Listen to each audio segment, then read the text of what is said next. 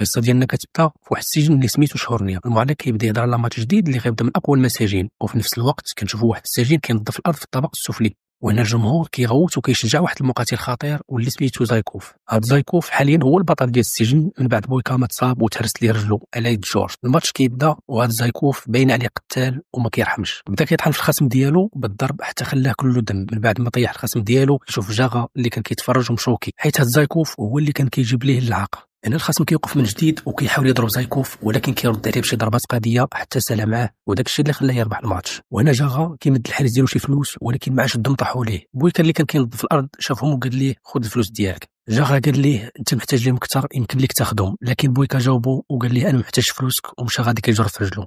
هنا المفاجاه، هذا السجين اللي كان كينظف هو بويكا اللي كان اسطوره وهو ولا ضعيف ومهرس. جاغا تصدم الحاله اللي ولا فيها بويكا، لان ولات حالته حال. من بعد بويكا كيرجع للزنزانه ديالو كرفس وباين عليه التعب. الغد ليه كيمشي بويكا يشوف واش تخفيف العقوبه ديالو واش تقبل، ولكن المسؤولين كيرفضوا بسبب الجرائم اللي دارها، وقالوا ليه ما يقدرش حتى يوقف قدام القاضي قبل 15 سنه. كيعاود يرجع للزنزانه وكيبدا تمارين باش يعالج رجليه، وكيعاود يتفكر الماتش اللي تكسرت فيه، وكيحاول يدير تمرين اللي كيرفع فيه السطل برجلو، ولكن كيجيو الحراس. جاغا كيدخل وكيقول لماركوف يخليه مع بويكا بوحدهم، ولكن بويكا كيهضر معاه بطريقه قاطعه. جاغا كيقول ليه انا ما عجبنيش الحاله اللي وليتي فيها بويكا، كنت كتجيب لي الفلوس بزاف وكتربح ليا، وانا نقدر نعاونك نعطيك زنزانه مزيانه ونخدمك حتى في المكتب. لكن بويكا رفض العطير جاغا وقال ليه انا مرتاح في بلاصتي، الا بغيتي تعاوني دخلني البطوله. جاغا ضحك عليه وقال ليه بغيت تحارب زايكوف راك غادي تموت. رفض الطلب ديال بويكا ومشى بحاله، ولكن بويكا ما كيستسلمش وزادت فيه العزيمه. جاغا كيرجع يتفرج في الماتش ديال زايكوف اللي كالعاده كيطحن الخصم ديالو. في نفس اللحظه بويكا حتى هو كيتفرج، منين كيرجع للزنزانه كيشد الموس وكيحلق وكيبدا ينقي راسو ورجع كما كان من قبل. بالليل المذيع كيقول هذه اخر جوله، واللي غادي يربح غادي يدخل الماتش العالمي باش يخرج من السجن. كيتقاتل زايكوف وكالعاده كيسحق الخصم ديالو، ولكن وسط الحفله واحد كيرش عليه الماء، والمفاجاه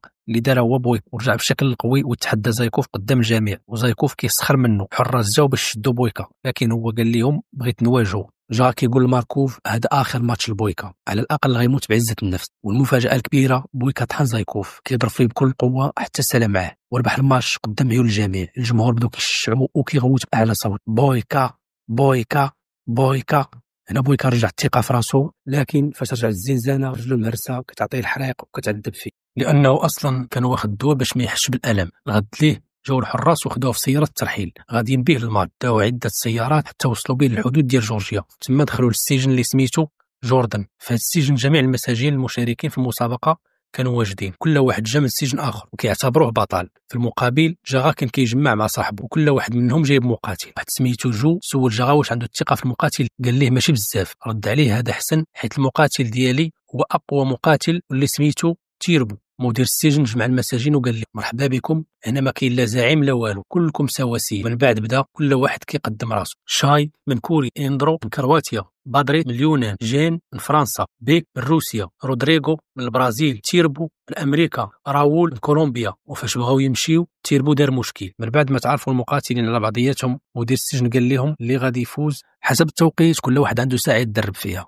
ولكن دابا خاصكم تمشوا شويه وديروا رياضه حر. من بعد داتهم سياره عسكريه لمنطقه اعمال الشاقه باش يهرسوا الحجر. هذا الشيء هو اللي كان كيقصد به مدير السجن باش يعذبوا في بلاصتو والمكان اللي كيخدموا فيه. وصلوا لعند المكان بداو كيهرسوا الحجر، ولكن تيربو عاوتاني كيدير المشاكل وكيقول لهم انا ملاكم ماشي بحال هاد المحابسيه. ملي كيلقى بويكا كيشوف فيه كيقلب غير كيفاش يجبد مع الصداع، بغاو يكبتوها ولكن العسكر كيوقفهم. والغريب انهم كيشوفوا راول جالس في واحد القنت في الظل بوحدو وكيقرا في واحد المجله ومخليهم كيغوتوا وكيقولوا علاش هاد خونا جالس مكسل وحنا كنضربوا في الثمن. ملي كيرجعوا من الاعمال الشاقه مدير كيقول لهم عندكم ساعه اللي بغى يتدرب فيه. كيدخل بويكا يتدرب شويه، ومن بعد كيوصل تيربو حتى هو، وبطبيعه الحال كيبقى يستفز بويكا بالهضره. هاد تيربو عاجبينو جنابو، ولكن بويكا ما كيبغيش يجاوب وكمل التدريب ديالو عادي. كيبان ان راول حاله خاصه عند مدير السجن، وداك الشيء علاش كان كيدي ليه حقنه ديال المقويات والمنشطات حتى عنده الزنزان. والوقت اللي كيكونوا فيه كاع المتسابقين كيتدربوا في المكان الصغير ديالهم، كان مدير السجن كيجيب لراول شي محابسي يتدرب عليه، وكيبانوا الحقنات اللي كيعطيهم المفعول ديالهم من جد وطالع، حيت بقى كيطحن في كاع دوك المحابسيه وكنشر فيهم واحد مور الاخر.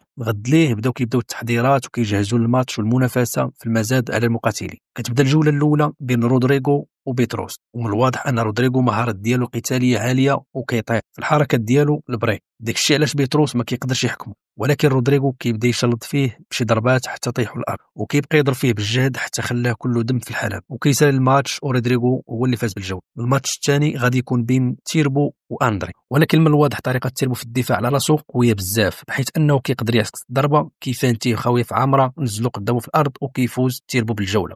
اما الجوله الثالثه غادي تكون بين بويكا والفرنسي جون. بويكا رجلو مهرسه ومع ذلك كيتقاتل بها هكذاك، وفعلا دخل القتال وبقى كيضرب في الفرنسي بكل قوه، كيوقف على رجلو كيضرب بها بحال الا مهرساش، كيضربو حتى كيرميه على الارض. من بعد كينقز بويكا وكيضرب جون برجليه بجوج، ضربه وحتى جابو مرمي على ظهره. ديك الساعه كيطيح، وهكا الحكم كيعلن الفوز بويكا بالمباراه. جا فرح بزاف حيت كان فاقد الامل في بويكا. كتبدا المباراه اللي من بعدها بين راول الصيني. ديك الساعه واحد خونا كيقول جاغا ان راول كيسموه الالم لانه كيسبب الالم للناس اللي كيتقاتل معاهم، وهذا راول كان خدام في الامن من قبل ولكن تشد في واحد العمليه تهريب. بدات مباراه ما بيناتهم، الصيني كيستعمل الحركات الكارثيه في القتال، ولكن حتى ضربه فيهم ما جات في راول، كيقدر يتفاداهم كاملين. وبالنسبه للضربات اللي كان كيستقبلهم حتى وحده ما كانت كتقضي فيه. كيشوف في الجمهور كيعطيوه التحيه والتشجيع، ما مسوقش لذاك الصيني تماما. واحد اللحظه كيدور لعند الصين، ضربه بركله وحده لوجهه حتى خلاه كله دم، والضربه الاخرى خلات الصيني ما قادرش ينوض من بلاصتو. حاول باش ينوض، مع وقف تفاجأ برجل راول نزل عليه، طيحته على الارض، وهنا كتسالي المباراه. من طبيعه الحال اللي كيربح في الاخر هو راول، وهذه اخر مباراه من الماتشات ديال هذا النهار. هذوك اللي خسروا في المقابلات كيمشيو لواحد البلاصه باش يتعالجوا، كيدخل عندهم مدير السجن وكيقول لهم انهم غادي يرجعوهم للسجون ديالهم باش يكملوا المده اللي محكومين بها. ولكن المفاجاه هي انهم ما غيرجعوهمش للسجون ديالهم، غينزلوهم في واحد البلاصه ستفهم وبقاو كيتيروا فيهم بالقرطاس واحد مور الاخر. غد ليه المقاتلين كيمشيو للبلاصه ديال العمل، وتيربو كيخدم حدا بويكا ورابطينو معاه، وكالعاده كيبقى يبرز في بويكا وكيحاول يستفزو. من بعد سلم عليه وعطاه الوجه، كيتشابكوا بجوج وكيبداو الحراس يتفرجوا. بويكا خدام برجليه بجوج كيضرب في تيربو، وقدر يقلبوا على راسو ويطيحوا على الارض، وكيبقى يضرب فيه بالكروشي وحده مور الاخرى بلا ما يعطي ليه فرصه يدافع على راسو. من بعد كيدخلوا العسكر وكيوقفوهم وكيحبسوهم بجوج في سجن انفرادي. تيربو كيحاول يهضر مع بويكا حيت حس بالوحده، ولكن بويكا ما كيدويش معاه بزاف، كيلوح ليه شي كلمه ولا جوج وكيبقى ساكت. ولكن بويكا كيقول ليه باللي مدير السجن كيعاملهم بطريقه خايبه وكيعذبهم في الاعمال الشاقه. جا غتعصب وكيمشي يتلاقى رايزو اللي مسؤول على المسابقه كلها، كيسولوا علاش كيدير هكا للمقاتلين ديالهم، كيقول لهم باش يضعفهم ويخليهم يخسروا. كيستغربوا من الجواب ديالو وكيبداو يغوتوا حيت خاسرين عليهم فلوس كثيره، ولكن كيدير معهم اتفاق انهم يسحبوا كاع الفلوس اللي راهنين بها على المقاتلين ديالهم، ويجمعوا فلوس اكثر ويراهنوا بها على راول لانه هو الوحيد اللي غادي يربح في المباراه. وكيقول لهم ردوا البال، ديك الساعه غادي تربحوا الفلوس بلا قياس، وهكا كاع المقاتلين غادي يموتوا في الاخير سوى راول بطل الحلبه.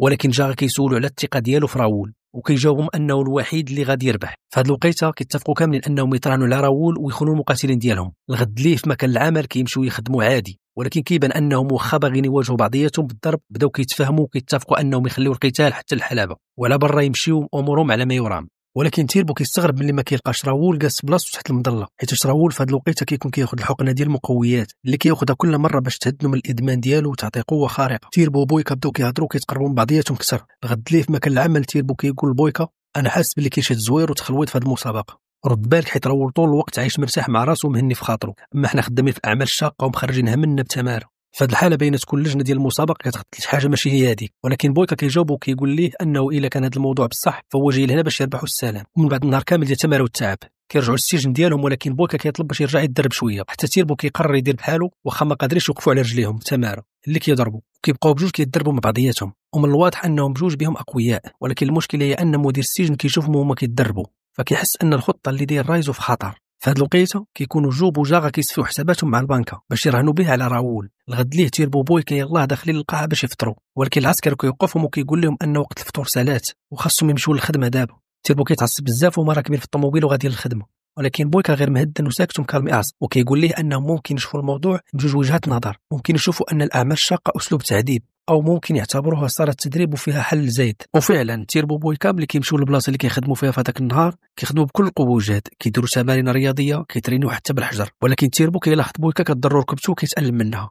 ملي كيسولوا بويكا نكر باللي كان، ولكن من الواضح ان بويكا ما باغيش يبين الضعف ابدا قدام اي واحد.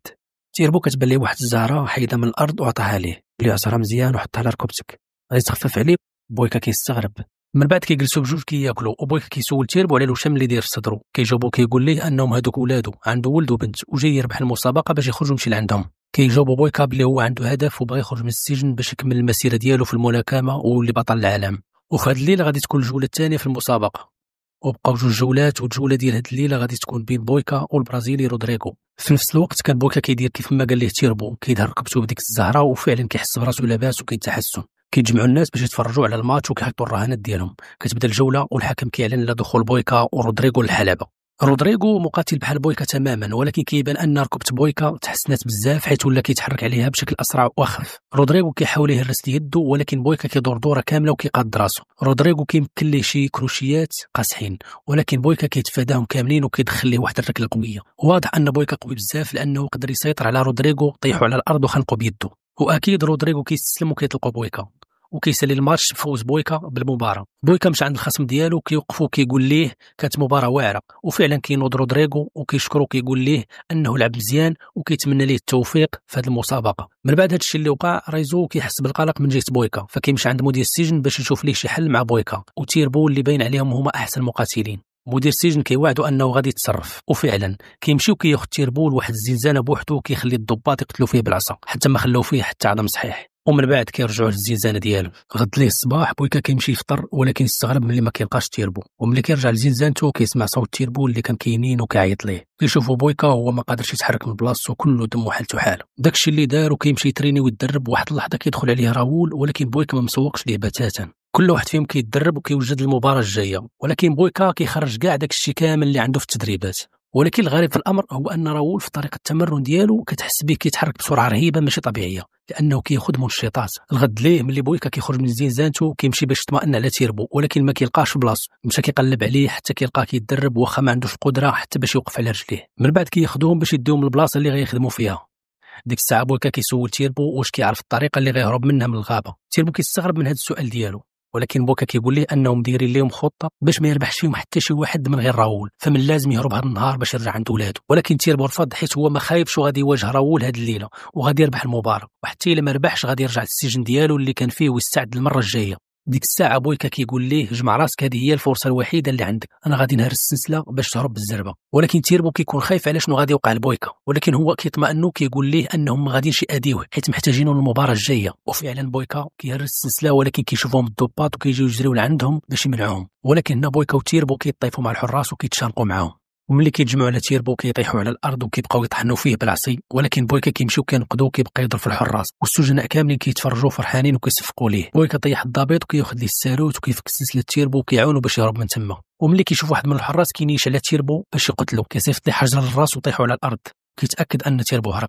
وملي بويكا كيبغي يدور كيلقى واحد من فوق منه كيضربو ضربه وكيجبو الارض. من بعد كيفيق كيلقى راسو في الزنزانه مكتف ودايرين به مدير السجن ورايزو، وكيقولوا ليه انه غادي يعاقبوه لانه هرب تيربو. هو كيطلب منهم انه يطلق جاغا، ولكن كيقولوا ليه ان الخطه تبدلات وجاغا ما بقاش مهتم به. ولكن واحد اللحظه كيبان جاغا من وراه وكيعتذر لبويكا لانه عارف باللي ما غاديش يقدر يهزم راول وركبته مهرسه. بويكا كيتعصب وكيقول ليه انه غادي يخليهم كاملين يدفعوا الثمن. جا الليل وما بقى والو لموعد المباراه الاخيره في المسابقه، وكاع الناس كيحطوا الرهانات ديالهم وكيتجمعوا باش يتفرجوا. كتبدا اللحظه الحاسمه والحكم كيعلن بدايه المباراه بين بويكا وراول. اول ما كيبدا القتال بويكا كيحاول يدخل شي كروشيات وركله لراول، ولكن راول كيتفادى كاع دوك الضربات وكيفاجئوا بضربه في وجهه. واخا الضربات ديال بويكا قويه ومباشره، ولكن ضربه راول سريعه وكتجي من اي اتجاه. كيطحنوا بعضياتهم بالضرب وكتبان ان القوه ديالهم بحال تقريبا على نفس المستوى. كل واحد فيهم كيدخل لخصمه ضربه فيا وضربه فيه. بويكا كيستعمل طريقته الخاصه في الضربه بركبته، ولكن راول كيفاجئوا بواحد الضربه وكيرميه بعيد حتى بويكا فقد التوازن.